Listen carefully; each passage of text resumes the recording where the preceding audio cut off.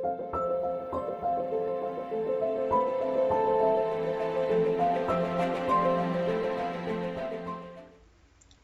and Namaste, मैं Priyanka Singh and welcome to Law Gurukul. Our today's topic is Contract of Bailment. Contract of Bailment Indian Contract Act के section 148 से 171 के बीच में explain किया गया है. In today's video we will discuss the meaning और definition of Contract of Bailment, bailor और bailey की क्या position होती है, इनके rights, duties, liabilities क्या क्या हैं. So let's start.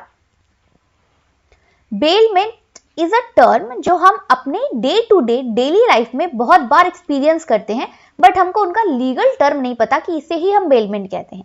आपने कई बार अपने सूट को दिया होगा टेलर को स्टिचिंग के लिए, यही होता है हमारा contract of bailment.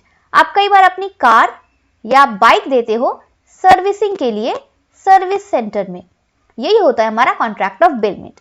Now see what definition has been given in the Contract Act.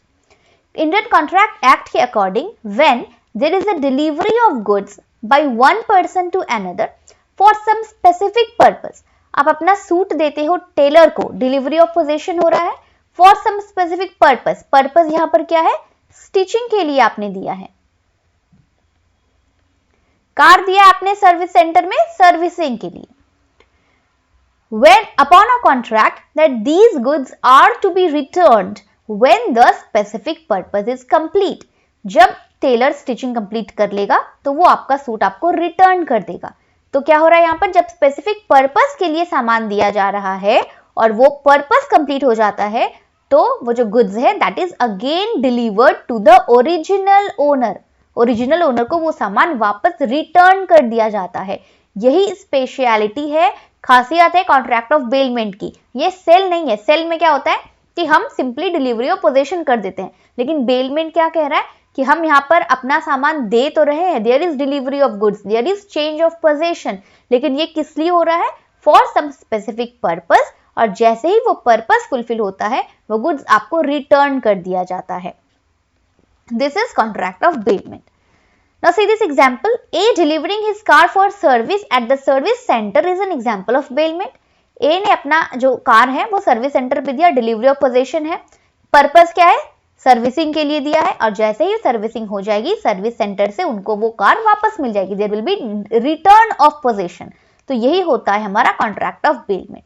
Now if A gives his car to B his neighbor for 10 days. अब यहाँ पर क्या हो रहा है कि A ने अपनी कार B को दी, B उसका नेबर है, 10 दिनों के लिए उसने अपनी कार उनको दे दी. But at the same time ही keeps one key with himself. अब कार की 2 चाबियां तो होती है, एक चाबी उसने B अपने नेबर को दे दी और एक चाबी वो अपने पास रखा हुआ है. And during this period of 10 days he used to take the car. और इन 10 दिनों के लिए जो उसने B को दिया था, बीच बीच में A ने भी उस कार को यूज किया है. नाउ क्या ये कॉन्ट्रैक्ट ऑफ बेलमेंट की कैटेगरी में आएगा? As per the definition. तो हम अगर इसमें definitions के सभी इंग्रेडिएंट को पुट करें तो ये उसके डेफिनेशन में फिट नहीं बैठती है, क्योंकि डेफिनेशन क्या कहता है? देयर, सबसे पहला कंडीशन क्या है बेलमेंट का? There is delivery of possession. जहां पर आप पोजेशन दे रहे हो, कंप्लीट पोजेशन. लेकिन यहां पर मिस्टर ए ने बी को कार के कीज तो दिए, बट एक की अभी भी उनके पास, यानी प्रॉपर्टी का जो कंट्रोल है वो उन्होंने अभी भी अपने पास रखा हुआ है. इसलिए ये कॉन्ट्रैक्ट ऑफ बेलमेंट की कैटेगरी में नहीं आएगा. आपने 10 दिन के लिए दिया है, ए ने यहाँ पर 10 दिनों के लिए कार दिया, बीच बीच में वो खुद भी यूज कर रहा है, तो ये यहाँ पे स्पेसिफिक पर्पस वाला जो पॉइंट है वो भी यहाँ पर फुलफिल नहीं होता है. इसलिए this is not a contract of bailment. Now definition से हमें क्या 3 इसेंशियल कंडीशंस बेलमेंट के समझ में आते हैं. हम जस्ट कीवर्ड्स, की पॉइंट को देखेंगे तो आपको डेफिनेशन भी याद रहेगी और उनकी इसेंशियल्स भी याद रहेंगे. डिलीवरी ऑफ पोजीशन, सबसे पहली रिक्वायरमेंट क्या है बेलमेंट के लिए? कि पोजीशन की डिलीवरी होनी चाहिए, गुड्स जो है वो डिलीवर होना चाहिए. अब ये डिलीवर 2 फॉर्म में हो सकता है. It can be actual delivery और it can be a constructive और सिंबलिक डिलीवरी. जैसे आपके पास जो वॉच है आपने वो रिपेयरिंग के लिए दी थी, तो आपने वॉच उठाकर शॉपकीपर को दे दी, this is called the actual delivery. ठीक है. लेकिन कंस्ट्रक्टिव डिलीवरी क्या कहता है? जैसे हमने कार वाले एग्जांपल में देखा, आप कार उठाकर नहीं दे रहे हो, लेकिन आपने क्या किया? कार के कीज दे दिए। अब जिसके पास कीज है वही तो कार को चला सकता है, तो कीज के थ्रू आपने कार की कंस्ट्रक्टिव या फिर सिंबॉलिक डिलीवरी कर दी। तो बेलमेंट में दोनों ही टाइप के डिलीवरीज इंक्लूड होते हैं। अब जो डिलीवरी है वो किसी भी फॉर्म में कर सकते हैं, either you can actually physically deliver the product और you can give the constructive और symbolic delivery. Second essential condition क्या है बेलमेंट के कॉन्ट्रैक्ट के लिए? Delivery should upon some purpose या फिर for some specific period of time. अगर आप कोई सामान डिलीवरी कर रहे हो, डिलीवरी ऑफ पोजीशन हो रहा है, चेंज ऑफ पोजीशन हो रहा है फॉर सम स्पेसिफिक पर्पस या फिर for some specific period of time. जैसे आपने कार सर्विसिंग वाली एग्जांपल देखी कि इसमें पर्पस क्या है, जब आप कार डिलीवर कर रहे हो सर्विस सेंटर में तो पर्पस है कि कार को सर्विसिंग करानी है। लेकिन कई बार ये डिलीवरी जो है वो सम पर्टिकुलर टाइम के लिए होता है।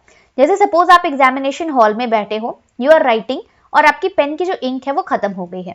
नाउ आप क्या करोगे, आपका जो फ्रेंड है नियर बाई, आप उनसे एक पेन आपने बोरो कर लिया। ओके, आपने उनसे पेन ले लिया, आप पेन से एग्जाम दे लिए। एग्जाम होने के बाद में आपने उनका जो पेन लिया था वो आपने रिटर्न कर दिया। This amounts to the contract of bailment. या फिर आपके पास एक कार है, आपने वो कार की कीज, आपका फ्रेंड कह रहा है कि मैं 10 दिनों के लिए आउट ऑफ स्टेशन जा रहा हूं घूमने के लिए, मुझे तुम्हारी कार दे दो विद फैमिली। तो आपने क्या किया, कार की कीज दे दी अपने फ्रेंड बी को फॉर 10 डेज। अब 10 दिनों के बाद वो क्या कर रहा है, फ्रेंड लौट कर आता और आपको कार के कीज वापस रिटर्न कर दे रहा है। ओके, तो यहां पर 10 डेज अगर जो कॉन्ट्रैक्ट है वो या तो सम पर्पस के लिए है या फिर किसी स्पेसिफाइड टाइम के लिए है, तो जैसे ही वो टाइम इलैप्स हो जाता है या फिर वो पर्पस फुलफिल हो जाता है, तब आ जाता है हमारा third essential condition, that is the return of goods. Purpose fulfil होने के बाद या टाइम एक्सपायर होने के बाद वो सामान रिटर्न कर दिया जाना चाहिए। यही 3 रिक्वायरमेंट हैं कॉन्ट्रैक्ट ऑफ बेलमेंट के। पहला, डिलीवरी होनी चाहिए, सेकेंड, किसी स्पेसिफिक पर्पस या किसी पर्टिकुलर पीरियड ऑफ टाइम के लिए होना चाहिए, एंड थर्ड, उस गुड्स का, उस सामान का प्रॉपर रिटर्न भी होना चाहिए टू द ओरिजिनल ओनर, या फिर जिसने डिलीवरी की थी उसको ये चीज वापस मिल जाएगी। Now coming to the kinds of bailment. ये जो हम सामान डिलीवर कर रहे हैं ये 2 टाइप से हो सकता है, आइदर ग्रेशियस या फिर नॉन ग्रेशियस, यानी कि ये इसमें कंसिडरेशन जो है वो हो भी सकता है और नहीं भी हो सकता है। जैसे हमने वो फ्रेंड वाला एग्जांपल देखा, उसमें तो कोई कंसिडरेशन नहीं मिल रहा है, आपने फ्रेंड से पेन लिया ग्रेशियसली और यूज करने के बाद वो पेन जो है वो वापस से फ्रेंड को रिटर्न कर दिया, बदले में उससे कोई कंसिडरेशन, कोई मनी, कोई चार्जेस, कोई रिवॉर्ड आपने नहीं लिया दिया। ठीक है, तो ये हो गया हमारा ग्रेशियस बेलमेंट।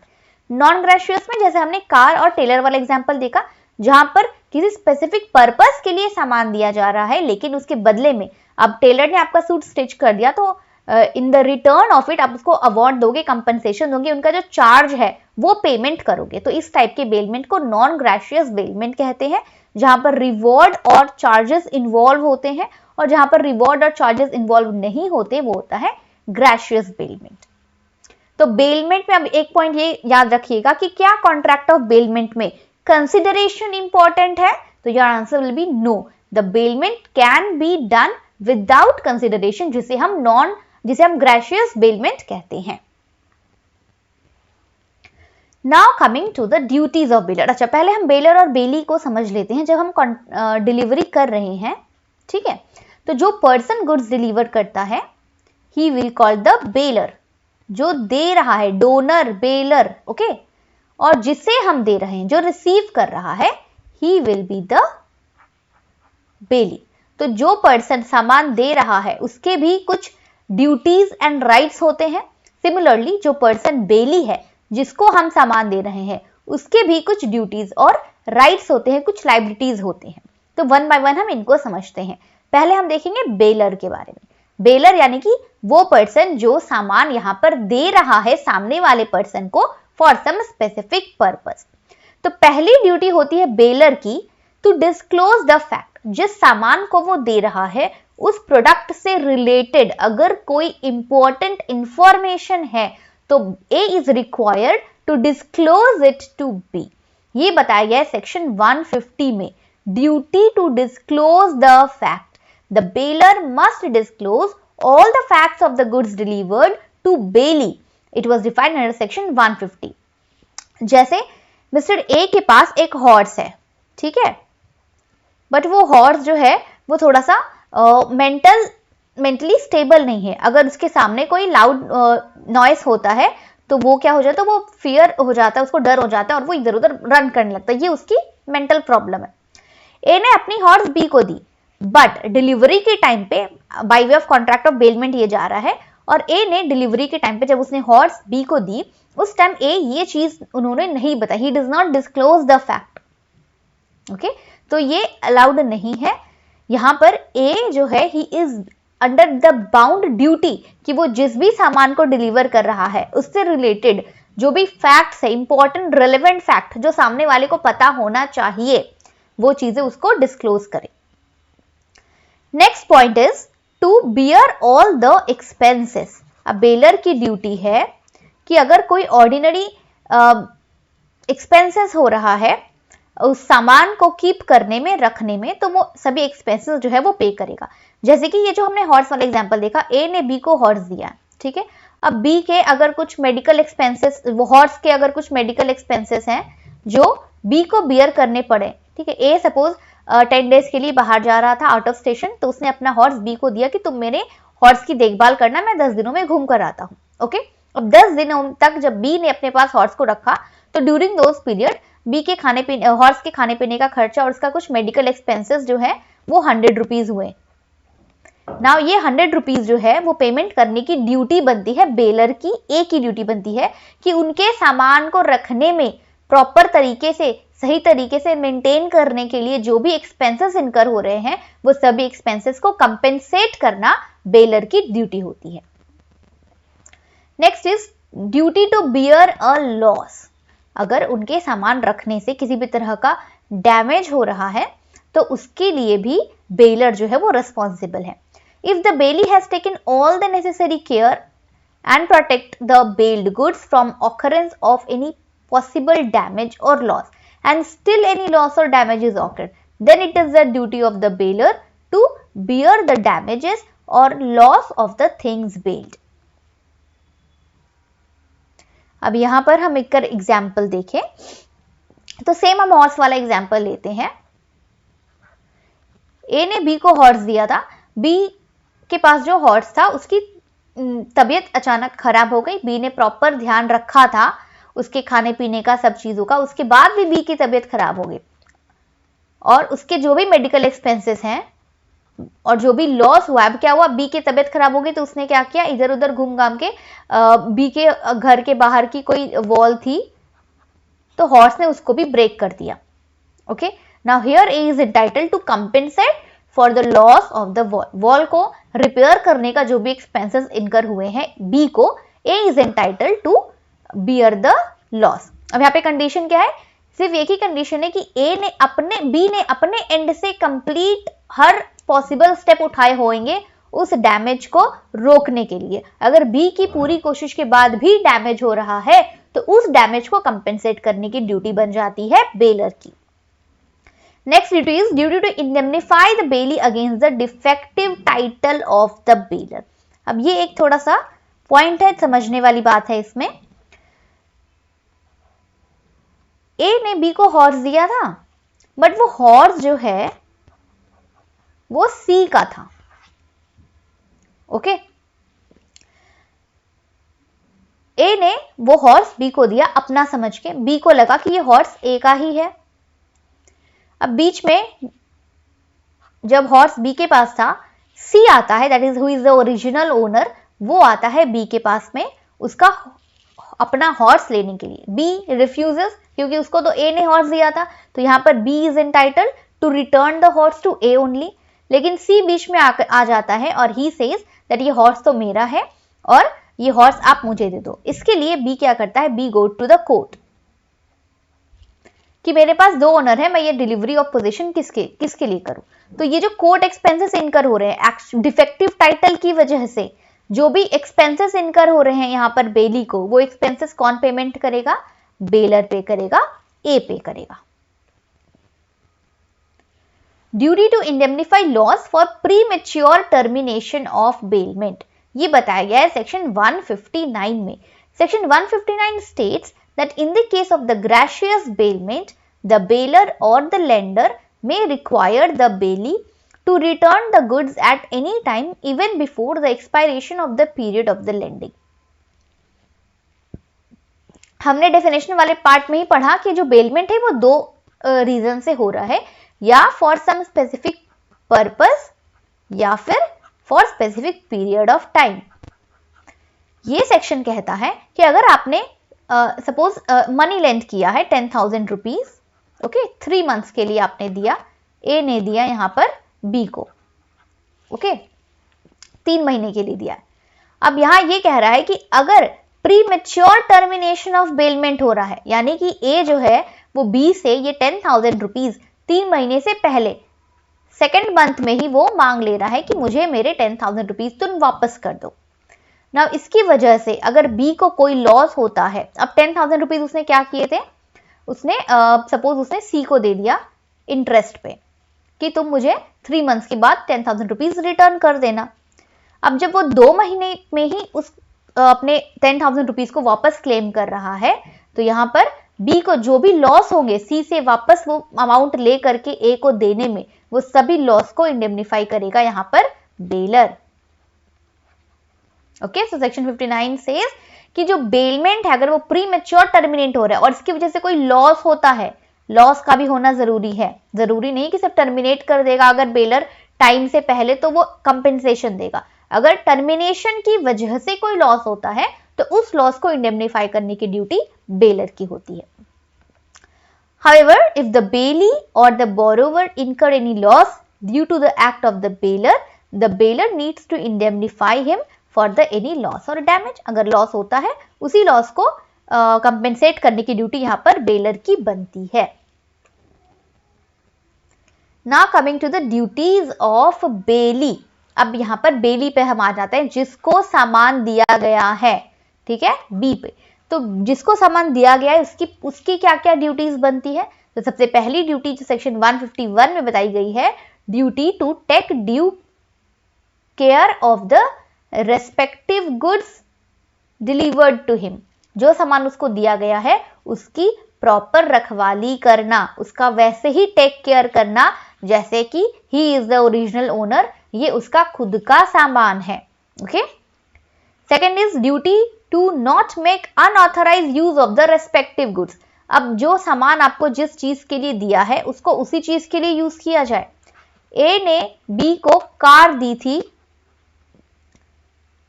तो यहां पर B is entitled to use the car, लेकिन B is not here entitled to ये सी को कार दे दे क्योंकि सी को किसी वेडिंग में जाना था। ओके, तो ये कह रहा है सेकंड ड्यूटी बेली की क्या है, जिसको सामान दिया जा रहा है उसकी ये ड्यूटी है कि जिस काम के लिए उसको सामान दिया गया है वो उसका अनऑथराइज यूज ना करे। यहाँ पर कार बी की तो है नहीं, ए ने बी को कार दी है, तो B has no right to redeliver the या फिर transfer the possession of the car, है ना। तो यहाँ पे अनऑथराइज यूज नहीं होना चाहिए। अगर अनऑथराइज यूज होता है और उससे जो भी लॉसेस होते हैं उसको बियर करने की ये रिस्पॉन्सिबिलिटी यहाँ पर बी की बन जाएगी। Duty to not combine the mix. अब ये 3 सेक्शंस हैं जो कि कॉम्बिनेशन से रिलेट करते हैं, section 155, 156 and 157। Very easy points, इसमें ज्यादा कुछ है नहीं। कि अब सिंपली देखते हैं हम यहाँ पर कि मिस्टर ए ने बी को कुछ सैक ऑफ राइस दिया, basmati rice. Okay, basmati rice दिया ए ने बी को 10 kgs रखने के लिए। बी के घर में भी राइस थी। अब यहां पे हो रहा है mixture of the goods built. इसमें 2 पॉइंट है, आइदर होता है विद द कंसेंट और एक होता है विदाउट कंसेंट। ओके, अब ए ने बी को राइस दिया, बी कह रहा है कि मेरे पास उतना स्पेस है नहीं, मेरे पास एक बड़ा सा ट्रंक है, मैं उसमें ही अपना राइस रखता हूं, तो मैं तुम्हारा राइस भी उसमें मिक्स कर देता हूं। फिर जब तुम आना उसमें से 10 kgs निकाल कर तुम्हें दे दूंगा। ए अग्रीड। ये हो गया mixture of good with consent.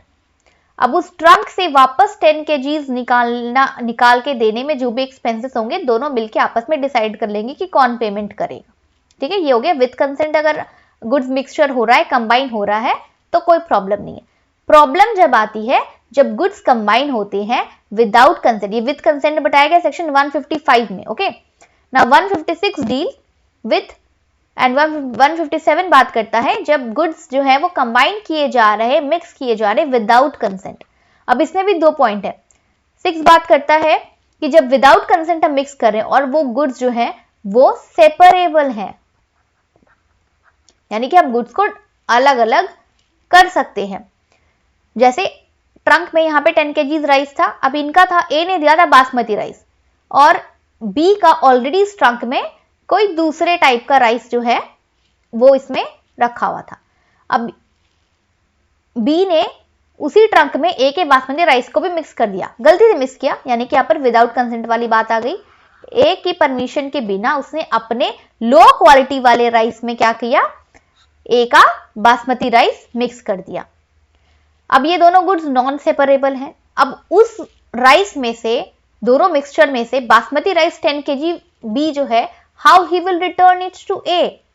तो इसके लिए जो भी एक्सपेंसेस हैं उसको बियर करने की जो ड्यूटी है वो हो जाएगी यहाँ पर बेली की। यहाँ पर बी जो है वो कंप्लीटली रिस्पॉन्सिबल होगा 10 kg बासमती राइस ए को रिटर्न करने के लिए कि वो कैसे करेगा। गुड्स तो सेपरेबल है नहीं, तो वो 10 kg राइस के ऑब्वियसली पैसे देगा या मार्केट से उनको 10 kg राइस जो है वो खरीद के ला के देगा। ठीक है, अब जहां पर गुड्स अगर सेपरेबल नेचर का है, ठीक है, जैसे सपोज ए ने बी को क्या किए, कुछ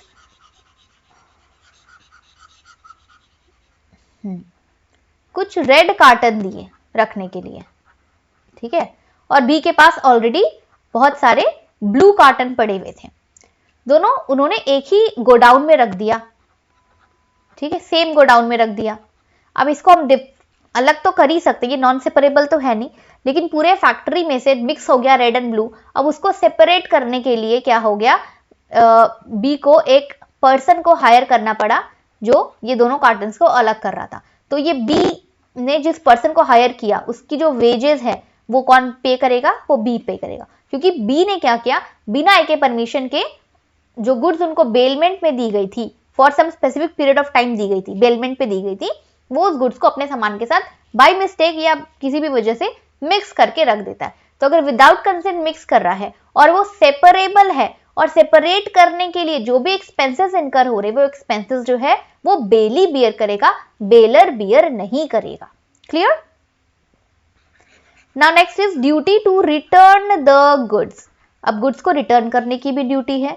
बेली है ना, बी, जिसको सामान दिया गया है स्पेसिफिक पर्पस के लिए। अब टेलर को दिया गया है सूट, तो टेलर की ड्यूटी है कि जैसे ही उसका जो पर्पस है वो अकम्प्लिश हो जाए तो सूट वो अपने पास नहीं रख सकता है। सेक्शन 160 के अकॉर्डिंग ये उसकी ड्यूटी है कि विदाउट डिमांड जो है वो उस गुड्स को रिटर्न कर देगा पर्पस के फुलफिलमेंट के बाद। If not return then liable for any loss. अब देख लीजिए, टेलर को सूट दिया गया था, उसने कहा था कि मैं 1 जनवरी को सूट जो है वो दे दूंगा, लेकिन 1 जनवरी को उसने सूट रिटर्न नहीं किया और ए को किसी फंक्शन में जाना था वो सूट पहनकर। अब 1 जनवरी को उसने सूट दिया नहीं, तो ए को क्या करना पड़ा, मार्केट से दूसरा रेडीमेड सूट लेकर के पहन के जाना पड़ा उस फंक्शन में। तो ये जो एक्स्ट्रा लॉस इनकर हुआ है इसके टाइम पर डिलीवरी ना करने की वजह से वो एक्स्ट्रा एक्सपेंसेस जो है वो बेली इनकर करेगा, क्योंकि यहाँ पर बेली ने अपने पार्ट का काम नहीं फुलफिल किया है। So if not return then liable for, अगर उसकी वजह से कोई लॉस डिस्ट्रक्शन होता है तो उसकी जिम्मेदारी जो है वो बेली की बनेगी। Duty to deliver any increase or profit from goods. अगर बेलमेंट के टाइम पीरियड के दौरान उस गुड्स से किसी भी टाइप का अगर इंक्रीज हो रहा है, प्रॉफिट हो रहा है, तो वो प्रॉफिट भी किसका होगा, वापस से वो बेलर का जाएगा। तो ये ड्यूटी है बेली की कि वो जो एक्स्ट्रा प्रॉफिट इनकर हो रहा है वो एक्स्ट्रा प्रॉफिट वो बेलर को रिटर्न कर दे।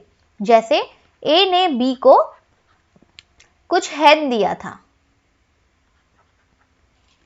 10 दिनों के लिए। इन 10 दिनों में हेन ने एग्स दिए, ओके, 2 एग्स दिए ना। 10 दिनों के बाद जब ए वापस आया तो यहां B is entitled to return the hen with 2 eggs. ये जो 2 एक्स्ट्रा एग्स इनको प्रॉफिट, अब बी यहां पर वो 2 एग्स को अपने पास रख नहीं लेगा और बोलेगा कि ए ने मुझे हेन दिया था तो मैं इसको सिर्फ हेन रिटर्न करूंगा, नहीं। अगर ड्यूरिंग द प्रोसेस अगर कोई प्रॉफिट हो रहा है या इंक्रीज हो रहा है उस गुड्स में, तो he is entitled, bailee is entitled to deliver the profit also. Almost सभी सेक्शंस हो गए हैं। बेलमेंट ऑफ टाइटल से रिलेटेड, टाइटल से रिलेटेड यहाँ पर 3 सेक्शंस हैं जो आपको समझना चाहिए। सेक्शन 165 कहता है bailment by several joint owners. अब हमने सब में देखा कि एक बंदा है जो ए जो है वो बी को दे रहा है तो बी ए को रिटर्न कर देगा, लेकिन कंफ्यूजन या डिस्प्यूट तब रेज होता है जब जॉइंट ओनर्स हो। ए और बी दोनों ने मिलकर कोई सामान सी को दिया है, तो अब ये सी किसको डिलीवर करेगा? C can deliver to any of them unless specified contract में मेंशन नहीं किया गया है तो। और यहां पर सी को एक दूसरे से, ए से या बी से परमिशन लेने की भी जरूरत नहीं होती है। दोनों ने मिलकर सी को कोई सामान दिया। अब सी चाहे तो वो सामान ए को भी रिटर्न कर सकता है या बी को भी रिटर्न कर सकता है, इस डिपेंड्स ऑन सी। अगर स्पेसिफाइड कॉन्ट्रैक्ट में कुछ ऐसा नहीं लिखा है तो, अगर कॉन्ट्रैक्ट में स्पेसिफिकली लिखा है कि जो गुड्स है रिटर्न करना है वो सिर्फ बी को रिटर्न करना है, तो यहाँ पर सी जो है वो बी को ही सामान रिटर्न करेगा। लेकिन अगर स्पेसिफाइड कॉन्ट्रैक्ट में नहीं लिखा है तो C is free to deliver it to any of the joint owners, okay. Further section 166 कहता है the bailee not responsible on redelivery to bailor without title. If the baler has no title of the goods and the bailey in good faith delivers them back to or according to the direction of the bailey is not responsible to the owner for such delivery। जो हमने इसके पहले वाले example में देखा कि यहाँ पर कार वाला एग्जाम्पल ही हम लेते हैं। मिस्टर ए ने अपनी कार बी को दी सर्विसिंग के लिए, बट वो कार ए की है ही नहीं, वो मिस्टर एक्स की कार है, ठीक है। तो सेक्शन 66 कहता है कि bailee not responsible on redelivery to bailor without title. अब अगर यहां पर बी वो कार वापस से ए को दे देता है तो एक्स यहां पर बी पर केस नहीं कर सकता कि तुमने मेरा कार ए को क्यों दिया, है ना। तो ये ड्यूटी जो है वो बेली, जो बेली है here he is not responsible. अगर जो बेलर का टाइटल गुड नहीं है तो बेलर को इससे कोई फर्क नहीं पड़ रहा है, बेली को इससे कोई फर्क नहीं पड़ता कि बेलर के पास जो सामान है वो उसका ओरिजिनल ओनर है या नहीं है। बेली यहाँ पर ये चेक करने के लिए नहीं बैठा है कि that he is the original owner और नॉट। बस बेली सिंपली ये देखता है कि जो जिस पर्सन ने उसको सामान दिया है वो वापस उसी पर्सन को रिटर्न कर देगा, दैट्स इट, ओके। तो यहाँ पर एक्स जो है that is who is the original owner, B उसके लिए लायबल नहीं है, उसके लिए आंसरेबल नहीं है। Next is section 167। अगर कोई दूसरा पर्सन, जैसे यहाँ पर हमने सेम इसी एग्जाम्पल को देखते हैं, ए ने बी को कार दिया, अब बीच में मीनवाइल एक्स आ जाता है कि ये कार मेरी है, तुम ये कार मुझे दे दो। अब एक्स और ए के बीच में बी कंफ्यूज है कि एक्चुअली में ये गुड्स किसको देना है। तो ये कहता है if a person other than the bailor claims good bailed he may apply to the court to stop the delivery of the goods. अब यहां पर क्या होगा, या तो ए, अब हमें नहीं पता, बी को नहीं पता कि एक्चुअल में ओरिजिनल ओनर ए है या एक्स है ना। तो यहां पर ए या फिर एक्स दोनों में से कोई भी पर्सन क्या कर सकता है, they can go to the court और वो बी के अगेंस्ट में इंजंक्शन अप्लाई कर सकता है कि बी सामान जो है, जो कार है, उसकी डिलीवरी ना करे जब तक ओरिजिनल टाइटल गुड्स का किसका है वो डिसीजन नहीं आ जाता है, ओके। तो ये प्रोविजन है regarding the title of the goods build. अगर गुड्स बेलमेंट पे गया है और उसका जो ओनर है वो क्लियर नहीं है तो उसके क्या क्या सिचुएशन, सर्कमस्टांसेस हो सकते हैं। एक और इंपॉर्टेंट पॉइंट है इसमें फाइंडर ऑफ द गुड्स का, कि ये सेक्शन 71 में बताया गया है इंडियन कॉन्ट्रैक्ट एक्ट में कि अगर किसी पर्सन को किसी दूसरे का सामान मिल रहा है तो वो उस सामान को अपने पास रख सकता है ओनली टिल उसका ओरिजिनल ओनर नहीं मिल जाता, और वो उस सामान को तब तक कैसे रखेगा, एज अ बेली रखेगा। जो हमने बेलमेंट वाला डेफिनेशन क्या पढ़ी कि there is delivery of possession for some specific time या फिर पर्पस, और उसके बाद वो सामान रिटर्न हो जाता है। तो फाइंडर ऑफ द गुड्स की भी यहाँ पर सेम पोजीशन है। मिस्टर ए जा रहे थे रेलवे स्टेशन पे, उनको एक पर्स मिला जो कि मिस्टर बी का है। तो यहाँ पर क्या हो गया, डिलीवरी ऑफ पोजेशन हो रहा है, बी का पर्स ए को जा रहा है, ट्रांसफर ऑफ पोजेशन हो रहा है। स्पेसिफाइड पर्पस नहीं है, यहाँ पर स्पेसिफाइड टाइम है कि जब भी बी उससे डिमांड करेगा ए इज रिक्वायर कि वो पर्स जो है वो बी को रिटर्न कर दे।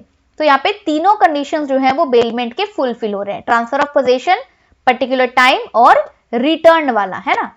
तो ये इसलिए कहा गया है कि जो फाइंडर ऑफ द गुड्स होता है उसको हम ऑटोमेटिकली बेलर और बेली के, यहाँ पर स्पेसिफिक बेलमेंट का कॉन्ट्रैक्ट दोनों में एंटर होने की जरूरत नहीं है, मतलब एक्सप्रेसली बताने की जरूरत नहीं है कि ये बेलमेंट है, ये automatically finder of the goods जो है वो बेलमेंट की कैटेगरी में आ जाता है। और जैसे ही बी का पर्स ए को मिला, ए की पोजीशन यहाँ पर बेली की हो जाती है। अब बेली के जो भी हमने ड्यूटीज और राइट्स पढ़े वो सब ऑटोमेटिकली ए पर आ जाते हैं, और बी यहाँ पर बन जाएगा बेलर, और बेलर के जो भी ड्यूटीज रिस्पॉन्सिबिलिटीज हैं वो बी इनकर करेगा।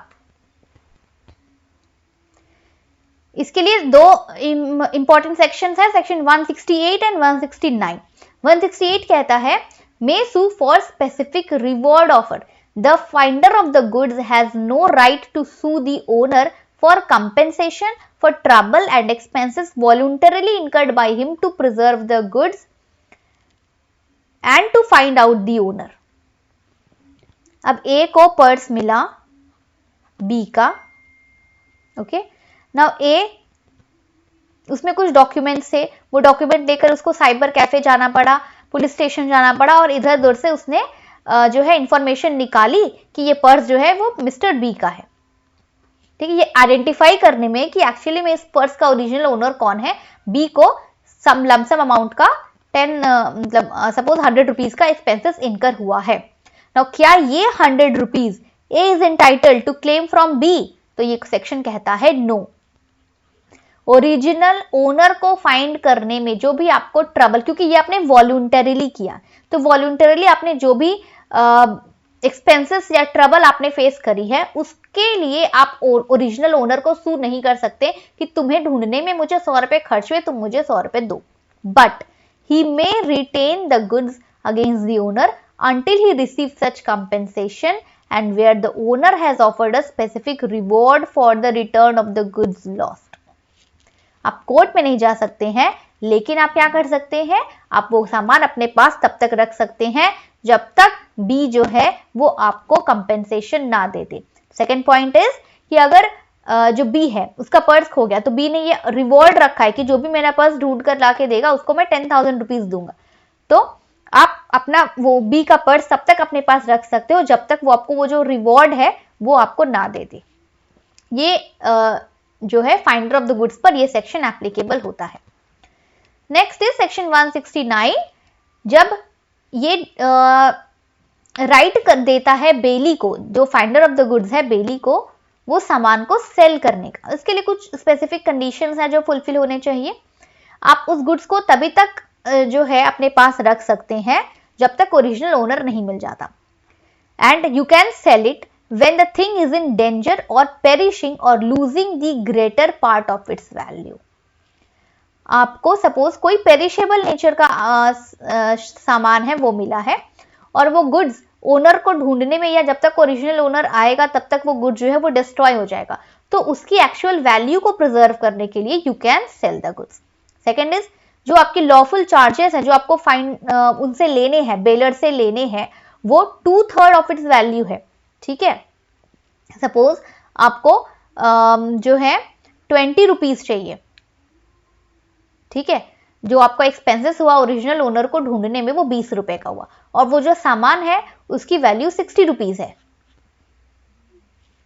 ओके, तो नाउ जो आपका एक्सपेंसेस 20 रुपीज है और गुड्स की वैल्यू 60 रुपीज है, तो आप अपने वैल्यू को निकालने के लिए, अपने आप को कंपेंसेट करने के लिए उस गुड्स को बेच सकते हैं। तो ये हो गए दो कंडीशंस जहां पर the finder of the goods has the right to sell the goods, जो भी उनको बेलमेंट के थ्रू सामान मिला है उसको सेल करने का। तो ये हो गए हमारे some provisions of bailment with examples. I hope ये वीडियो आपको अच्छी लगी होगी, टॉपिक्स और पॉइंट आपको समझ आए होंगे। इसके अलावा किसी स्पेसिफिक टॉपिक पर अगर आपको वीडियो चाहिए तो कमेंट बॉक्स में बता सकते हैं। Thank you for watching the video. Please subscribe the channel, like the video and share the video. Thank you.